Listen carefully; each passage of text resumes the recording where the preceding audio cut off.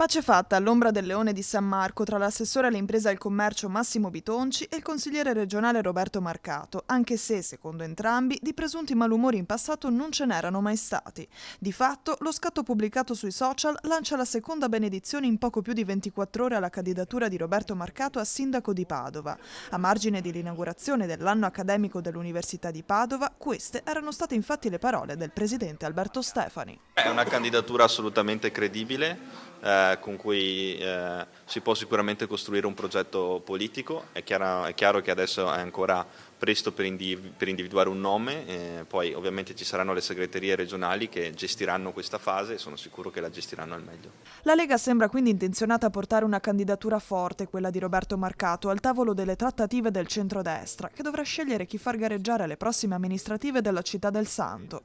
D'altronde, il leghista si dice pronto da anni a guidare Palazzo Moroni e proprio ora il partito sembra avergli dato un'accelerata che lo stesso Marcato non si aspettava. Francamente non lo so, nel senso che la guardo anch'io con attenzione, perché di fatto io sono sempre là dove sono sempre stato, cioè io lo dissi anche 5 anni fa che ero pronto a candidarmi alla guida del Comune di Padova, così come ho continuato a sostenerlo negli anni e l'ho ribadito, che poi ovviamente la candidatura deve essere condivisa, deve essere sostenuta e decisa da tutti i componenti di un'alleanza, questo è scontato. E io ho sempre dato la mia disponibilità e continuo a dare la mia disponibilità. Resta ora da chiarire il nodo della coalizione di centrodestra. I fratelli e gli azzurri saranno d'accordo? Mi auguro bene, non fosse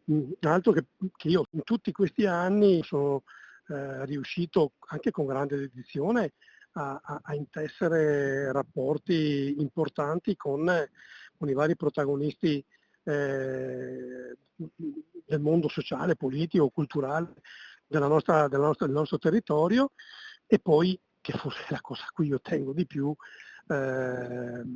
ho un feeling particolare con i cittadini.